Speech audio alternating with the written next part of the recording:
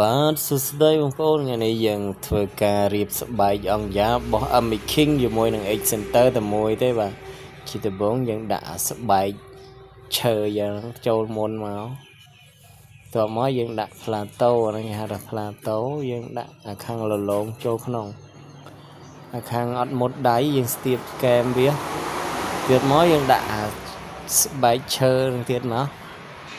ឆ្លាស់គ្នាមួយបងប្អូនហើយមានបងប្រុសគាត់សំណុំពរឲ្យខ្ញុំចេញវីដេអូពាក់ព័ន្ធជាមួយម៉ាស៊ីនអញ្ចឹងខ្ញុំនឹងព្យាយាមធ្វើឲ្យប៉ុន្តែខ្ញុំហើយវីដេអូដែលខ្ញុំធ្វើទៅគឺលក្ខណៈថាប្រើការបាន 100% ប៉ុន្តែខ្ញុំគ្រាន់តែចង់បាន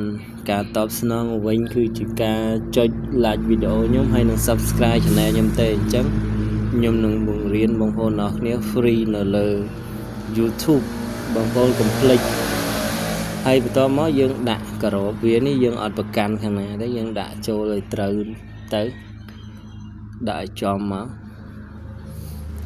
ខ្ញុំគ្រាន់តែចង់បាន subscribe ហើយនឹងការចុចមេដៃឲ្យកម្លាំងចិត្តខ្ញុំទេហើយបងប្អូនមើលតាមហ្នឹងទៅ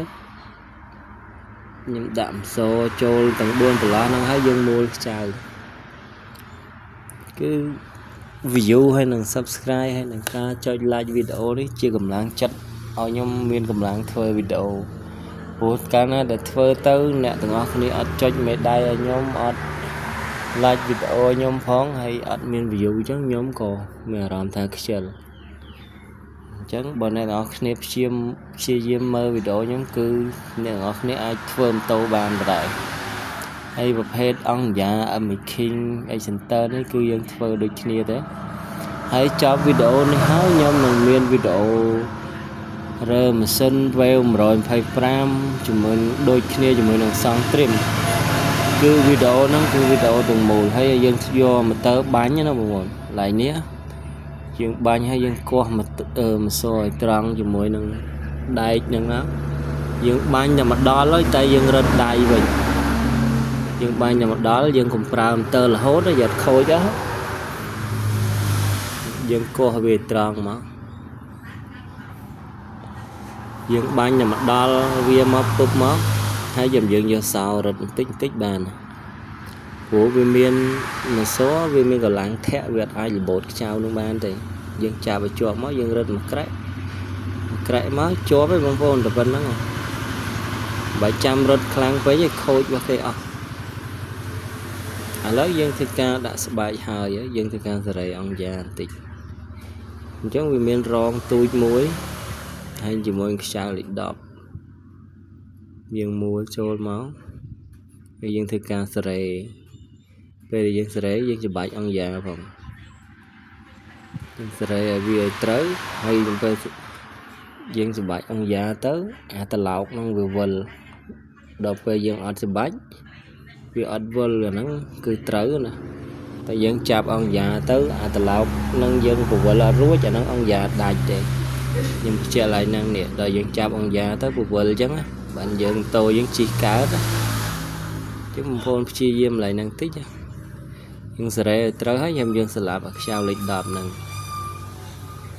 នេះសេរីមកឥឡូវម៉ួយមកទៀតពឹងចូលយើងសេរីវាឲ្យត្រូវមកកុំឲ្យស៊ីពេកយើងសេរីមកមុំហើយយើងសេរីខាងនោះទៀតឥឡូវយើងសេរីត្រូវហើយយើងស្លាប់វាយកហ្មងដែរហ្នឹងហើយហ្នឹងគឺយើងស្លាប់សល់លេខ10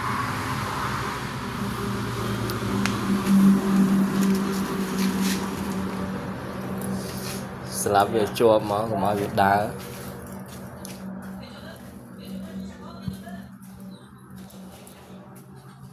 ឥឡូវឃើញថាយើងធ្វើហើយយើងចាប់ដើមចូលកតេទៅយើងបញ្ចូលកតេផ្លឹបហើយសង្កេតមើលខ្ចៅវាខុសគ្នាបងប្អូនយើងដាក់មួលលើមុនសិនមក បងប្អូនចង់ចេះធ្វើទៅអត់មានបញ្ហាខូចបងប្អូនព្យាយាមមើលចប់ទោះបីជាចំណុចកន្លែងហ្នឹងមិនសូវសំខាន់ក៏ដោយខ្ចៅឲ្យវែងជាងគេនៅមុខមានតែមួយគ្រាប់ហ្នឹងឯងវែងជាងគេហើយអាក្រោមមិញហ្នឹងខ្លីជាងគេអាពីរហ្នឹងយើងដាក់វាមកហើយយើងរឹតមកហើយបងប្អូនកុំភ្លេចចូល comment ក្នុងវីដេអូខ្ញុំម្នាក់មួយផងជាការជជែកលេងជាកម្លាំងចិត្តអីចឹងយើងដាក់ខ្ចៅអស់យើងមួលកុំមួលម្ដងមួយហើយពេលដែលយើងមួលក៏វាយើងមិនមែនមួលរត់មួយហ្នឹងយកតឹងតែម្ដងដែរយើងមួលបដិញវាយើងមួលវាបដិញវាមកដល់សិនបានហើយសម្រាប់ការមួលយើងមួលខ្វែងវាលើក្រោមមុខក្រោយចឹងមកដើម្បីកុំឲ្យកន្ទែហ្នឹងវាកាច់មួយស្រឡាំងទៅហូបប្រេកបានវាជាប់ស្និទ្ធល្អតែយើងអត់តន់រត់យកយើងមួលទុំឲ្យវាដល់សិនទៅ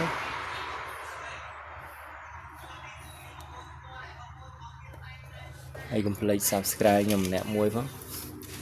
ដូចខ្ញុំបាននិយាយខាងដើមចឹង Subscribe ជាកម្លាំងចិត្តនៃការផលិតវីដេអូបងប្អូនហើយខ្ញុំក៏អត់សូវកែនិយាយដែរប៉ុន្តែមើលការងារខ្ញុំជាក់ស្ដែងគឺបងប្អូនមើលហើយអាចអនុវត្តបានផល 100% ខ្ញុំអត់សូវកាត់អត់សូវសាទេគឺខ្ញុំធ្វើខ្ញុំព្យាយាមបរៀនឲ្យចេះដែរអញ្ចឹងបងប្អូនមើលការរឹតខ្ចៅរបស់ខ្ញុំមានរបៀបត្រឹមត្រូវយើងរឹតបដិញវាបន្តិចកុំរត់ខ្លាំងពេកបងប្អូនហ្នឹងយើងរត់តែមួយតឹងដៃហើយរត់ថែមតែមួយក្រាក់